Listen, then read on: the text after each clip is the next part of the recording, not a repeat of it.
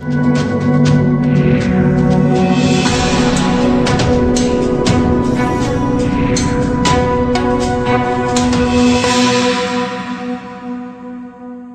को गोली लगवा दे, मनोज तिवारी मरवा दे, मेरे खानदान को मिटा दे। यहाँ के जो हमारे सांसद है मनोज तिवारी जी ने कहा था कि विधायक जी का घर भी इलीगल है, पार्षद का घर भी इलीगल है, तो पूरी दिल्ली इलीगल है। ओजोन के नाम पर एक कार्रवाई की जा रही है। ओजोन के नाम पर दिल्ली में 93 कॉलोनी पर तलवार लटक गई है।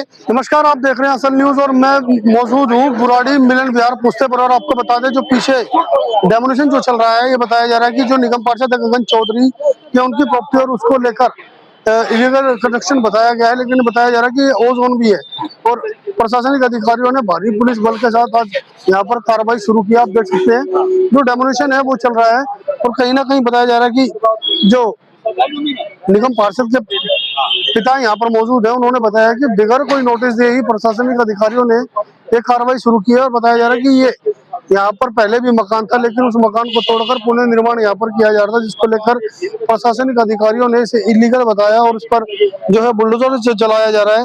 कहीं ना कहीं जो निगम पार्षद के पिता हैं, उन्होंने कहा है कि ये सब दिल्ली सरकार जो है अपनी मनमानी कर रही है और कहीं ना कहीं एक टारगेट कर, चिन्हित कर और इन जगहों को तोड़ा जा रहा है, जो कि जो सिटिंग काउंसलर है, विधायक है, उन लोगों की जगह को चिन्हित किया जा रहा है और सरकार की तरफ से उन पर लगातार बुलडोजर चलाया जा रहा है। लेकिन 1-2 किलोमीटर के बाद जुड़ना नहीं है, तो नोटिस जारी किया गया क्या? कोई नोटिस नहीं दिया मेरे को। आके धड़ाधड़ इन्होंने चालू कर दिया। यहाँ पे पुराने मीटर लगे हुए हैं, सब तोड़ ताड़ दिए इन्होंने। इसमें अधिकारी बता रहे थे कि इलीगल कंस्ट्रक्शन का भी हवाला दिया गया। ओजोन के बता के तोड़ दिया। इनलीगल अगर कंस्ट्रक्शन होती है उसको नोटिस दिया जाता है, उसका कोई मतलब नहीं है। ओजोन के आधार पे ये सारा तोड़ दिया। जो मनोज तिवारी जी विदुर जी कह रहे कि एक ईंट नहीं हिलने देंगे। ये देखो, मैं एक बार और कह रहा हूँ आपसे, रेखा जी आप भी कह रही थी कि एक सीएम साहब से, मैडम से कह रहा हूँ कि आप कह रही है एक ईंट नहीं हिलेगी। आप मनोज तिवारी की मेरे से दुश्मनी है, मेरा गला काट दे, लेकिन मेरे गांव के, मेरी कॉलोनी की एक भी ईंट ना हिले, इस चीज का तो मेरे को आदेश, आश्वासन दे दो कम से कम।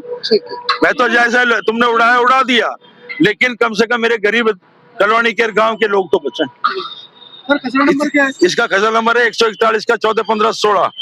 पुरानी आबादी है, कॉलोनी के अंदर नक्शे में है, मेरी अपनी जमीन है, रजिस्ट्री है, म्यूटेशन है, सब चीज है, मिलन विहार के नक्शे में मौजूद है। और आज की नहीं है, 25-25, 30-30 साल पुराने मीटर लगे हुए हैं हर जगह। यहाँ पे सारे कमरे बने हुए हैं। झील में आ गए थे, इनको उठाने का हम कार्य कर रहे हैं।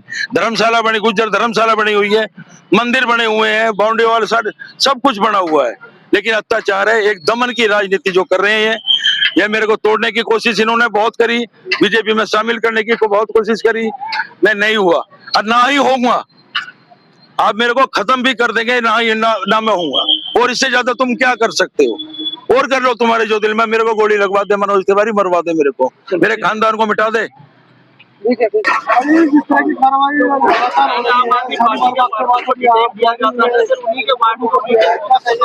देखिए, कहीं ना कहीं ये डर का माहौल पैदा करना चाह रहे हैं और ये बताना चाह रहे हैं कि दिल्ली में 27 साल में बीजेपी आई है, 700 सालों में नहीं आएगी। यहाँ के जो हमारे सांसद है मनोज तिवारी जी ने कहा था कि विधायक जी का घर भी इलीगल है, पार्षद का घर भी इलीगल है, तो पूरी दिल्ली इलीगल है। अनऑथराइज्ड के अंदर एमसीडी परमिशन नहीं देती मकान बनाने की, ना एसडीएम साहब परमिशन देते हैं मकान बनाने का, और ना डीडीए मकान बनाने का परमिशन देते हैं। अरे सरकार ने जब यहाँ बिजली दिया, पानी दी, जब हॉस्पिटल बनाया, स्कूल बनाया, जब कहाँ सो रहे थे? पिछले लगभग 20 सालों से एमसीडी के अंदर बीजेपी की सरकार है। दिल्ली में केजरीवाल की सरकार होने के बाद भी एलजी साहब ने अपनी दादागिरी चलाई। सेंटर के अंदर पिछले 12 सालों से देश के प्रधानमंत्री जी कह रहे सबसे पुराने प्रधानमंत्री हमारे नरेंद्र मोदी जी बने। 12 सालों से बीजेपी की सरकार है। अरे बीजेपी कर क्या रही थी? क्यों बनने दिए इनके मकान? आज मान लीजिए किसी गरीब का मकान 100 साल पुराना है, 70 साल पुराना है या 80 साल पुराना है, अगर वो तोड़ के अपना मकान बनाना चाहेगा, क्या वो बना सकता है? कौन परमिशन देगा? ना तो एमसीडी देगी, ना डीडीए देगी, और ना पीडब्ल्यूडी देगी, ना एसडीएम साहब देंगे, ना दिल्ली पुलिस देगी। तो क्या गरीब को इतना भी हक नहीं है अपना मकान बना सके? शालीमार बाग में कहीं ना कहीं मैक्स हॉस्पिटल को फायदा पहुंचाने के लिए दिल्ली की मुख्यमंत्री रेखा गुप्ता ने काम किया। देखिए, अब आने वाले टाइम में दिल्ली के अंदर अडानी और अंबानी कब्जा कर लेंगे। बड़ी बड़ी बिल्डिंगे बनाए गए। मनोज तिवारी जी ने एक भाषण दिया था। एक बच्चे ने मनोज तिवारी से पूछा, अंकल बाहर देशों में तो बड़ी बड़ी बिल्डिंगे होती है, तो मनोज तिवारी जी कहते बेटा आपके यहाँ भी होंगे, पहले आपका घर खुलवाएंगे, फिर बिल्डिंग बनवाएंगे, फिर उसमें से एक फ्लोर आपको दे देंगे। मुझे लग रहा है कि अडानी अंबानी को पूरी दिल्ली बेचने की तैयारी कर रही है।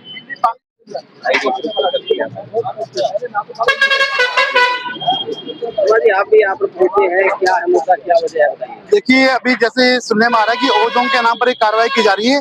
ओजोन के नाम पर दिल्ली में 93 कॉलोनी पर तलवार लटक गई है और सारे लोग जो इस कॉलोनी में जो रहते हैं वो लोग बहुत भयभीत हैं। सरकार के डिसीजन से उन लोगों के आशियाने को उजड़ने का उनको खतरा मंडरा रहा है। और आज आपके सामने देखिए इतनी बड़ी कार्रवाई चल रही है। साथ में देखिए इतना बड़ा मंदिर, धार्मिक स्थल है शायद ये इतना बड़ा धार्मिक स्थल है, साथ में उसके बिल्कुल जस्ट ये बिल्डिंग तोड़ी जा रही है। ये बहुत निंदनीय है।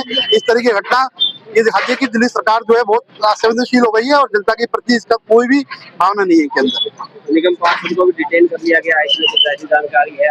देखिए, जो जनता के लिए आवाज उठाएगा, चाहे वो निगम पार्षद हो, चाहे वो क्षेत्र का नागरिक हो, चाहे कोई समाज सेवी हो, उस सबको ये सरकार, तानाशाही सरकार गिरफ्तार करेगी। अभी शालीमार बाग में मकान तोड़े गए थे, वहां पर जो मकानों के लिए आंदोलन कर रहे थे, अपने घर बचाने के लिए आंदोलन करते, उन सबको हिरासत में ले लिया था 2 दिन पहले।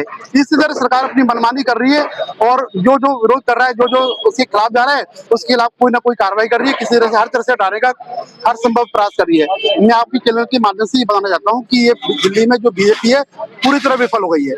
इसकी जो सरकार का काम होता है दिल्ली में अपने नागरिकों को सुविधा देना, उसमें फेल हो गई है। ध्यान डाइवर्ट करने के लिए ओजोन का मुद्दा, अनुसाई कॉलोनी का मुद्दा ये उठा दिया गया है ताकि जनता इनसे विकास के नाम पर क्वेश्चन ना करे। आज दिल्ली के लोग अगर अपना मकान बचा लेंगे इससे, तभी सोचेंगे कि हमारा विकास हो गया। आज इन्होंने ऐसी स्थिति पैदा कर दी है ओजोन के नाम पर, और बहुत सारे मतलब इनके पहले इन्होंने झुग्गी झोपड़ी वालों पर अटैक किया, उनके झुग्गी झोपड़ी तोड़े, रेडी पट्टी उड़ाई। उसके बाद में शालीमार बाग विधानसभा में 150-200 मकान तोड़े, उनको बेघर किया। उसके बाद में आपके सामने यहाँ पर मतलब थोड़ा कार्रवाई चल रही है। ऐसी पूरी दिल्ली में पूरी हर जगह यही कार्रवाई चल रही है। लोगों को, ये सरकार होता है लोगों की भलाई के लिए, सरकार दुर्भावना से काम कर रही है। सरकार पूरी तरह से जनता के खिलाफ काम कर रही है और बीजेपी सरकार जो 27 साल में आई है, आने वाले समय में जनता जवाब देगी। ये 700 साल बाद भी बीजेपी दिल्ली में नहीं आएगी। ओजोन को लेकर भी एक बड़ा नोटिस जो है वो लोगों को दे रखा है कि ओजोन जो इलाका है वहाँ पर जो निर्माण किए गए हैं उन निर्माणों को सभी को खाली कराया जाएगा और वहाँ पर जो सरकार की प्रतिक्रिया है वो डेमोनेशन की है। आपको बता दें कि शालीमार बाग में भी लगातार जो है कार्रवाई चल रही है और इसी तरह अब बुराड़ी इलाके में भी जो प्रशासन की कार्रवाई है वो देखने को मिल रही है। दिल्ली से नीतीश सैन के साथ असल न्यूज के लिए प्रदीप जैन की रिपोर्ट।